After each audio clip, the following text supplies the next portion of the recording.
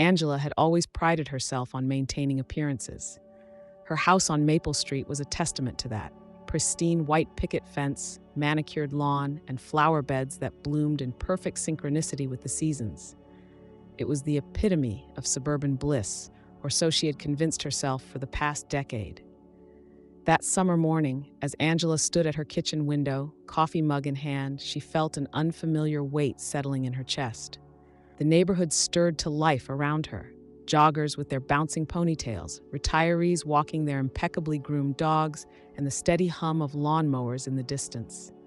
It was a scene she had witnessed countless times before, yet today it felt suffocating. Angela watched Mrs. Peterson across the street meticulously deadheading her roses, her movements precise and practiced. She wondered if the woman ever felt the urge to let her garden grow wild, to see what beauty might emerge from chaos. The thought startled her, and she pushed it away, focusing instead on her to-do list for the day. As Angela moved through her morning routine, she found herself going through the motions. She had prepared the same breakfast for Tom every day for the past 5 years. 2 eggs over easy, whole wheat toast, and a side of fruit. She knew exactly how long to cook the eggs, how dark he liked his toast. It was a point of pride once, this intimate knowledge.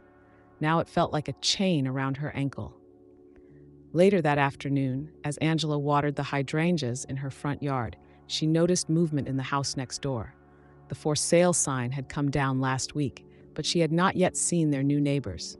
A figure passed by the window, tall, male, his features indistinct from this distance. Something about his presence made her pause, the watering can hovering midair over the flowers. She had not realized how long she had been staring until Mrs. Peterson's voice cut through her reverie.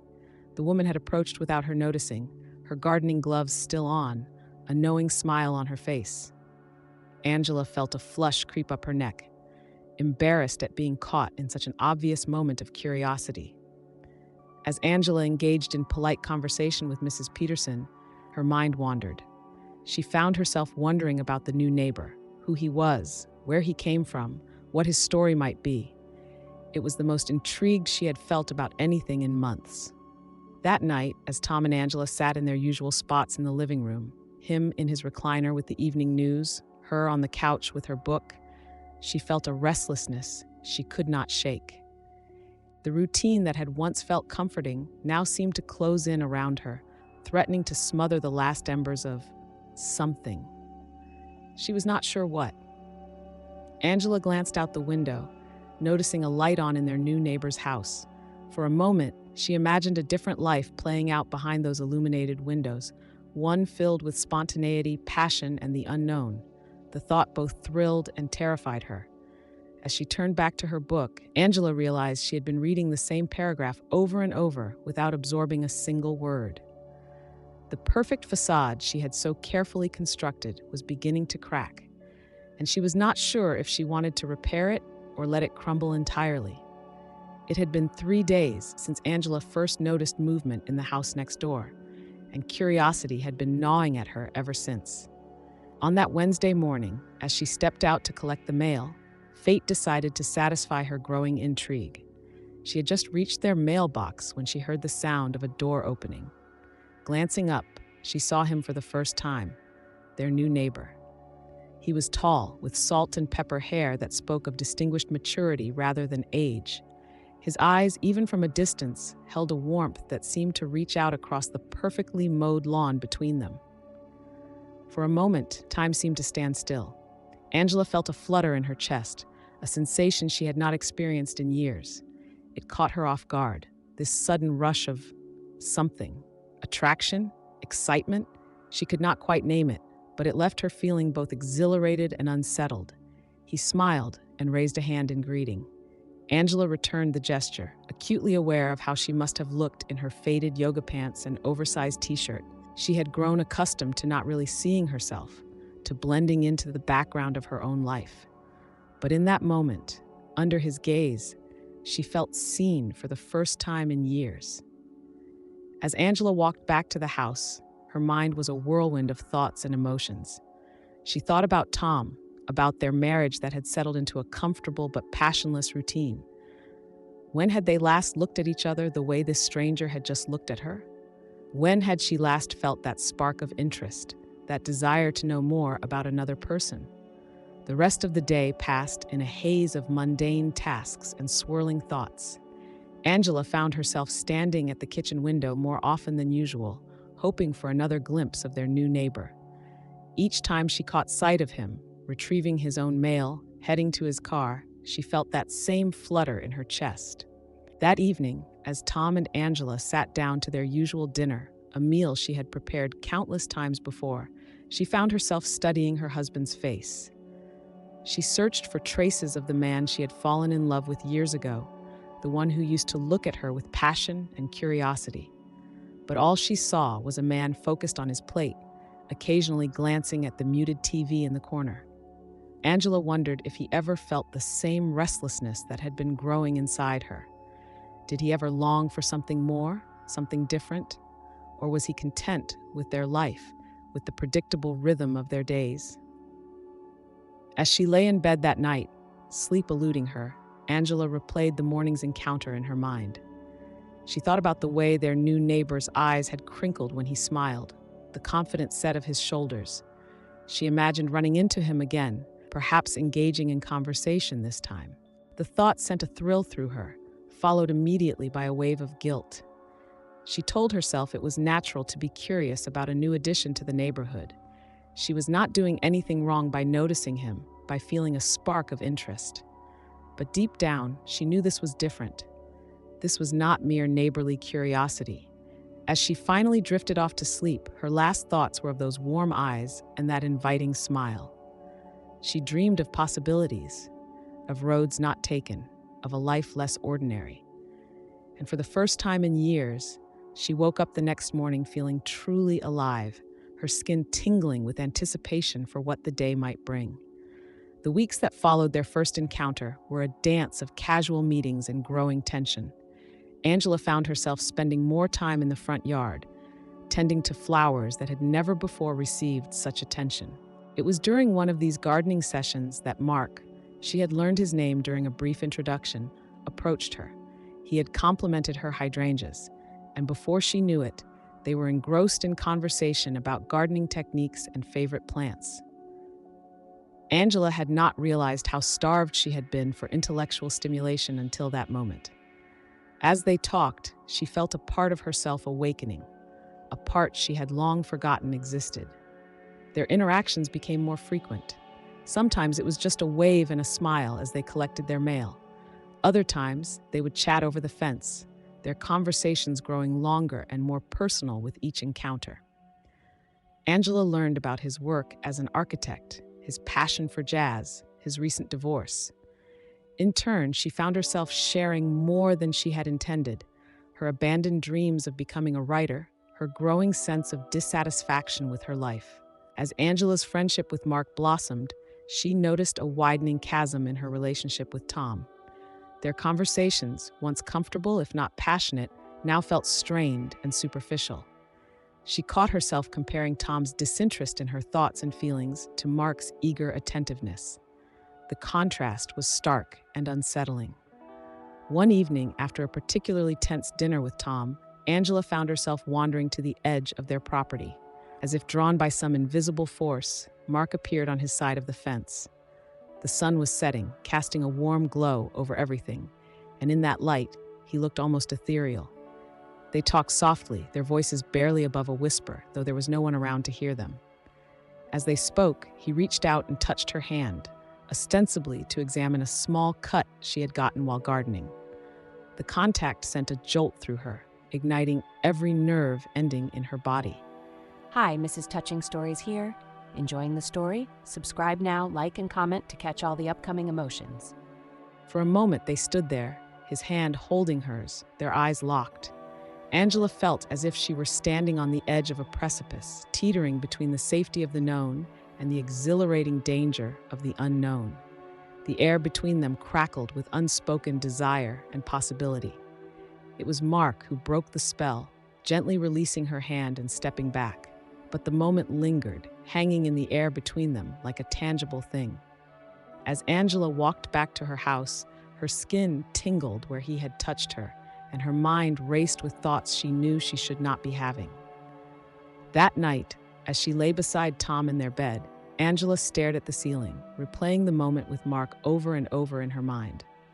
She thought about the ease of their conversations, the spark she felt when they were together, the way he seemed to see her, really see her, in a way no one had in years.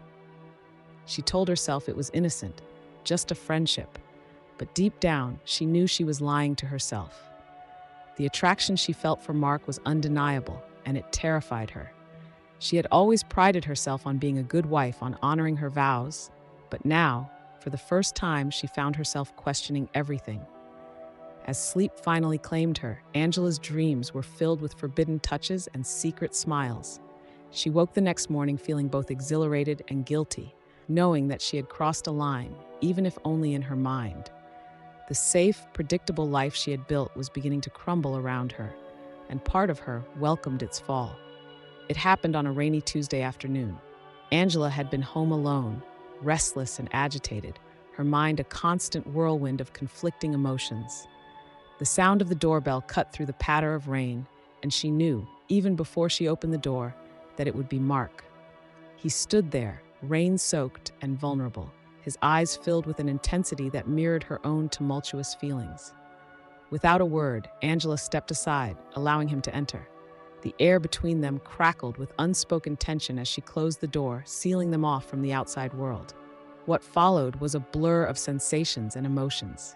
His lips on hers, hungry and insistent, the feel of his hands on her skin, igniting fires she had thought long extinguished. The taste of rain and desire. They moved as if in a dream, or perhaps awakening from one, their bodies speaking a language their minds had been too afraid to voice. Afterwards, as they lay tangled in sheets that suddenly felt foreign, reality began to seep back in. The euphoria of their encounter was quickly tempered by a crushing wave of guilt. Angela had crossed a line she had never thought she would. She was no longer just a dissatisfied wife harboring an innocent crush. She had become something else entirely, an adulteress. The days that followed were a strange mix of highs and lows. There was the exhilaration of stolen moments with Mark, secret touches, heated glances across fences, clandestine meetings disguised as neighborly chats. Each encounter left her feeling more alive than she had in years, her senses heightened, her body thrumming with energy.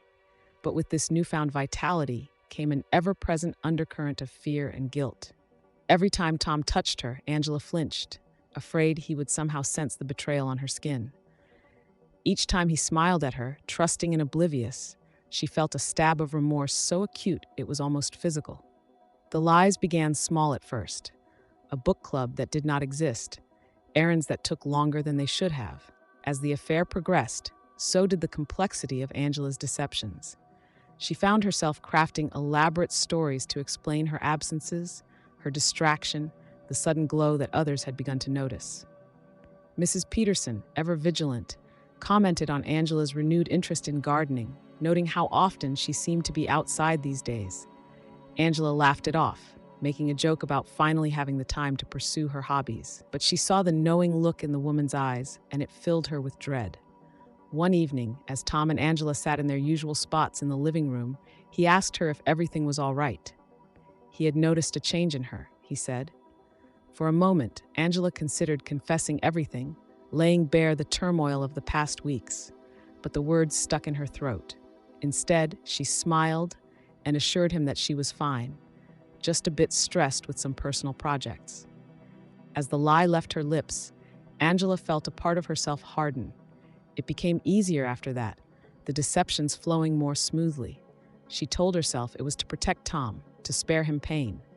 But deep down, she knew it was self-preservation. She was not ready to give up the intoxicating rush of her affair with Mark, not ready to face the consequences of her actions.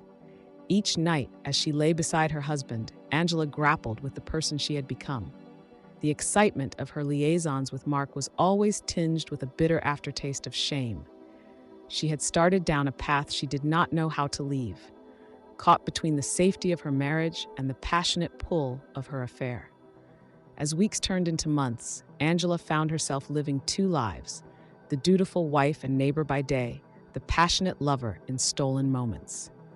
She told herself she could maintain this balance indefinitely. But deep down, she knew that sooner or later, something would have to give. The question was, when it did, what would be left of the life she had known? As summer faded into autumn, Angela's affair with Mark intensified.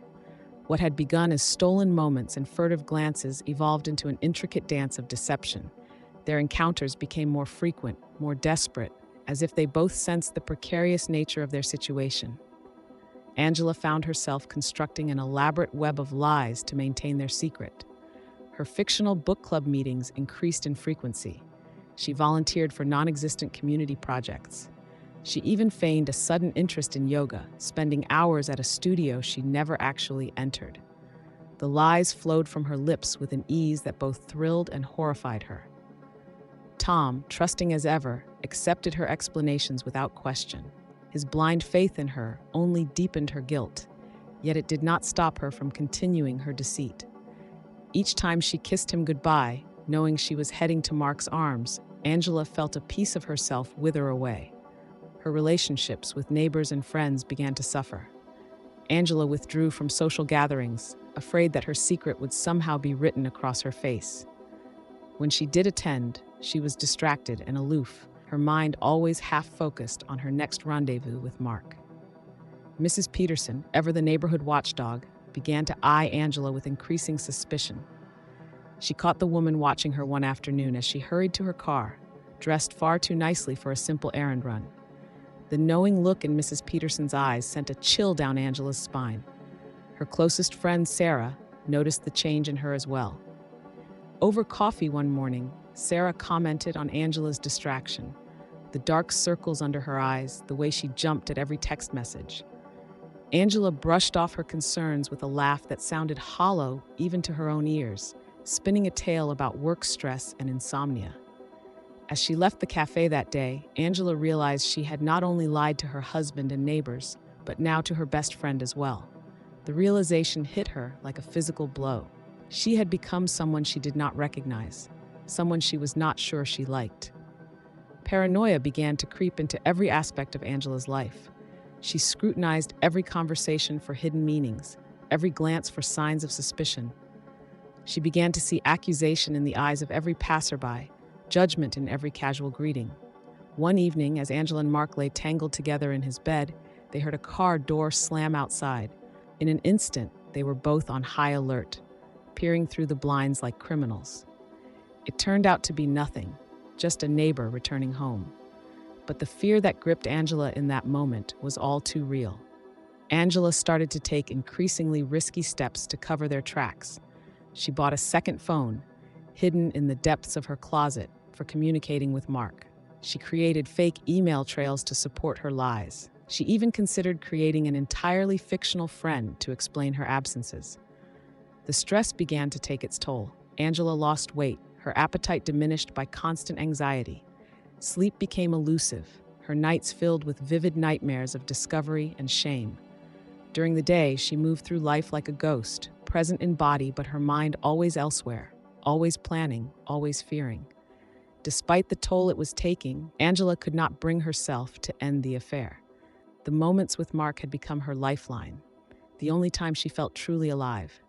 Yet even those moments were tainted now, overshadowed by the fear of discovery. As autumn leaves began to fall, Angela felt as if she were falling too, spiraling out of control. She had created a world of secrets and lies, and now she was trapped within it. She told herself she could handle it, that she could maintain this double life indefinitely. But in the quiet moments, when doubt crept in, she wondered how long it would be before everything came crashing down around her. The woman she had been, the faithful wife, the good neighbor, the honest friend, seemed like a distant memory. In her place stood a stranger, a woman capable of deceit and betrayal. As she stared at her reflection in the mirror, Angela wondered if she would ever find her way back to her, or if she was lost to her forever. As winter approached, the carefully constructed facade of Angela's life began to show its first cracks. Whispers started to circulate through their tight-knit community. She noticed the way conversations would abruptly halt when she entered a room, the sidelong glances exchanged between neighbors as she passed by. The annual winter charity gala, usually an event she looked forward to, loomed on the horizon like a storm cloud. Angela had considered feigning illness to avoid it, but she knew her absence would only fuel further speculation. So, on a crisp December evening, she found herself standing in front of her mirror, adjusting a dress that felt like armor. The ballroom was a sea of familiar faces, all twinkling lights and forced cheer. Angela plastered on a smile and made her rounds, acutely aware of the eyes following her every move. Tom, oblivious to the undercurrents, chatted amiably with his colleagues, his hand resting possessively on the small of her back. It was during a lull in the evening that disaster nearly struck. Angela had stepped away to get a breath of fresh air, finding herself alone on a secluded balcony. The sound of the door opening behind her made her heart race, expecting, hoping, even, that it would be Mark. Instead, she turned to find Mrs. Peterson, her eyes glinting with barely concealed triumph. She spoke of concerns for Angela's well-being, of changes she had noticed in her behavior. Her words were carefully chosen, laden with insinuation. As she talked about the importance of fidelity and the sanctity of marriage, Angela felt the walls closing in around her. Her hands shook as she gripped the balcony railing, fighting to maintain her composure. Just as she felt her resolve crumbling, ready to confess everything, the balcony door opened once more. Tom appeared, his face a mixture of concern and confusion. Mrs. Peterson retreated, but not before giving Angela a look that said their conversation was far from over. The drive home that night was tense, filled with a silence that seemed to echo with unspoken accusations. As they entered their house, the place that had once been Angela's sanctuary now felt like a prison. Tom finally broke the silence, his voice strained as he asked her what was going on. Angela feigned ignorance at first, but Tom persisted. He spoke of changes he had noticed, her distraction, her absences, the way she flinched from his touch. With each word, she felt her carefully constructed world of lies begin to crumble. In a moment of panic, Angela lashed out, accusing him of paranoia, of suffocating her. The words tumbled out, a mix of truth and lies so intertwined she could barely distinguish between them.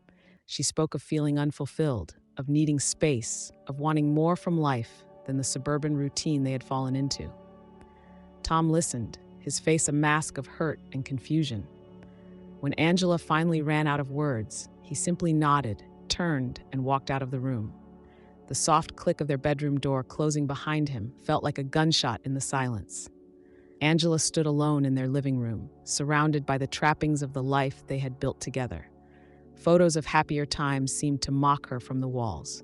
The weight of her deceptions pressed down on her, threatening to crush her entirely. As she sank onto the couch, her mind raced.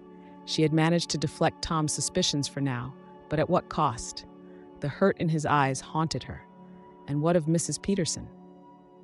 How long before her suspicions turned into outright accusations? For the first time since her affair with Mark began, Angela allowed herself to truly contemplate the consequences of her actions. The life she had so carefully built was balanced on a knife's edge, and she had no one to blame but herself. As the first light of dawn began to creep through the windows, Angela remained on the couch, sleepless and afraid. The woman who had entered that charity gala just hours ago, confident in her ability to maintain her double life, was gone. In her place sat a woman on the brink of losing everything, wondering if it was already too late to save what remained of her former self. It happened on a Tuesday afternoon. Angela had been careless, too caught up in the moment to notice the curtain twitch in Mrs. Peterson's window as Mark and she shared a passionate embrace in his driveway. By Wednesday morning, the news had spread through their community like wildfire.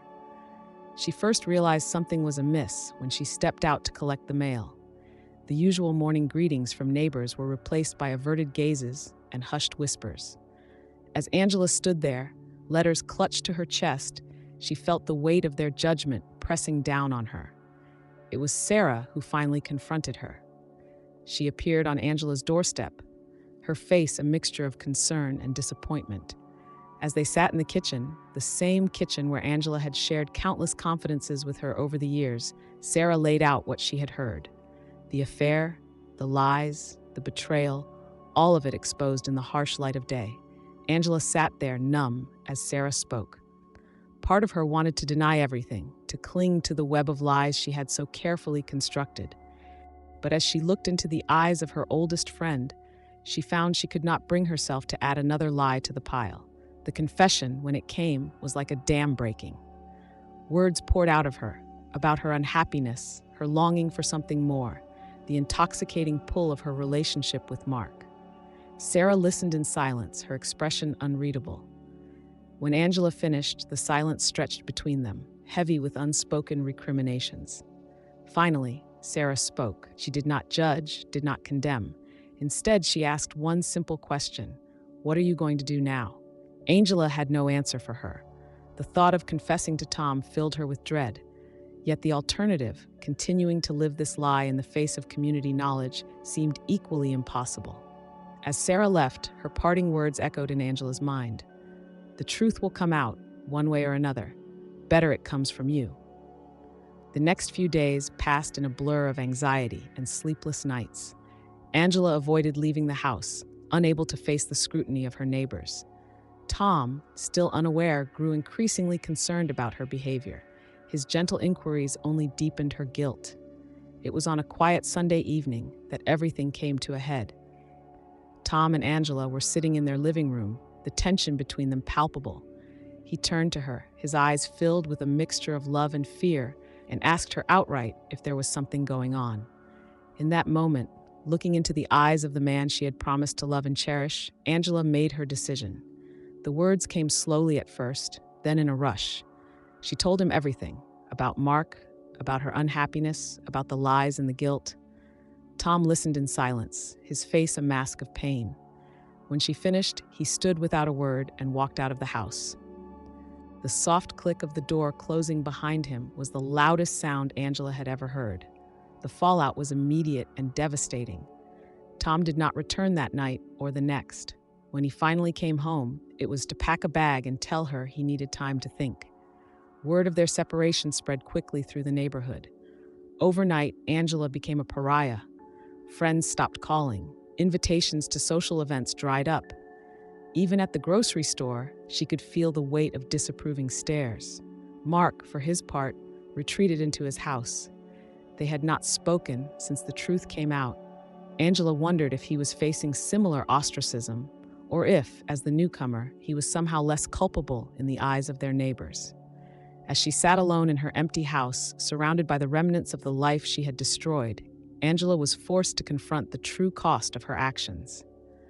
She had sought excitement, passion, a break from the monotony of her life. Instead, she had found only pain and loss. The woman she had been, the respected wife, the trusted friend, the valued member of the community, was gone. In her place sat a stranger, alone with her regrets, facing an uncertain future. As the days stretched into weeks, Angela began to realize that this was only the beginning. The truth had come out, yes, but its repercussions were far from over. The real work of rebuilding, of atoning, of finding a way forward was only just beginning. Weeks turned into months, and the silence in their house became a living thing, heavy and oppressive. Tom had returned, but they moved around each other like ghosts, the weight of Angela's betrayal an invisible barrier between them. In those quiet moments, she found herself longing for the simplicity of their life before, a life she had once deemed monotonous, but now recognized as precious. It was on a rainy Sunday afternoon, much like the one when her affair with Mark had begun, that Angela finally broke. She found Tom in his study, staring out the window at the gray sky. Without preamble, she poured out her heart to him. She spoke of her regret, her shame, and her desperate desire to make things right. She told him she missed him, missed them, and that she was willing to do whatever it took to rebuild what she had so carelessly destroyed. Tom listened in silence, his face unreadable. When she finished, he turned to her with eyes that held a mixture of pain and something else, a glimmer of hope, perhaps. "It won't be easy," he said softly. "We can't go back to how things were, but maybe we can build something new." Those words became the foundation of their new life together. They started counseling, both individually and as a couple.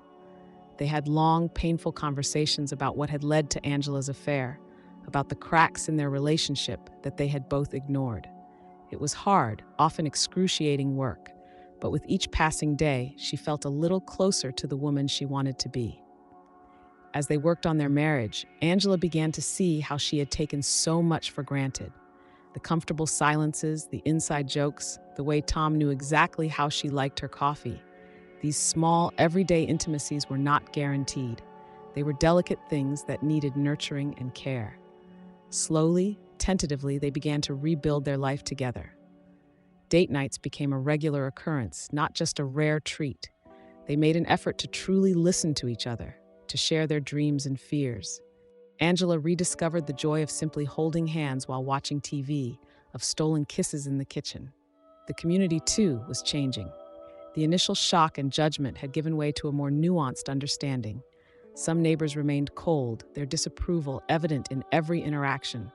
Others, to Angela's surprise, reached out with compassion.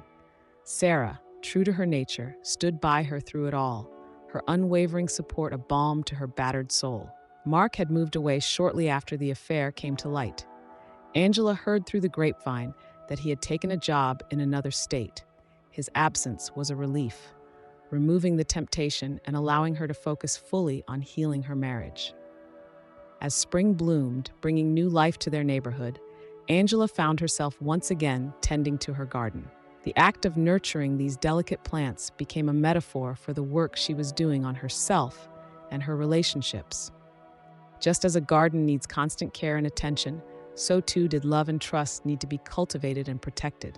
One sunny afternoon, as she knelt in the dirt, planting new bulbs, she heard footsteps behind her.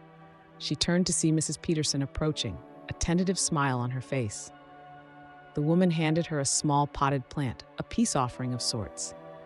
They chatted for a while about gardening tips, the conversation stilted but civil. As Mrs. Peterson turned to leave, she paused. "We all make mistakes," she said softly. "It's what we do after that defines us." That evening, as Tom and Angela sat on their porch watching the sunset, she reflected on how much had changed. The woman who had stood in this same spot a year ago, yearning for excitement and passion, seemed like a stranger to her now. She had learned the hard way that true happiness wasn't found in grand gestures or forbidden romances, but in the quiet moments of genuine connection. Tom reached over and took her hand, his touch familiar yet thrilling in its renewed intimacy. They sat there in comfortable silence, no longer the picture-perfect couple they had once appeared to be, but something far more real and precious. As darkness fell and the first stars appeared in the sky, Angela realized that this imperfect, hard-won love was what she had been searching for all along. It wasn't about maintaining appearances or chasing fleeting thrills. It was about choosing each other, every day, through the good times and the bad. The road ahead would not be easy. Trust, once broken, takes time to rebuild. But as she looked at Tom, saw the love and forgiveness in his eyes, Angela knew that they were on the right path. Together, they would write a new chapter in their story, one of redemption, growth, and a deeper, more authentic love than she had ever known before.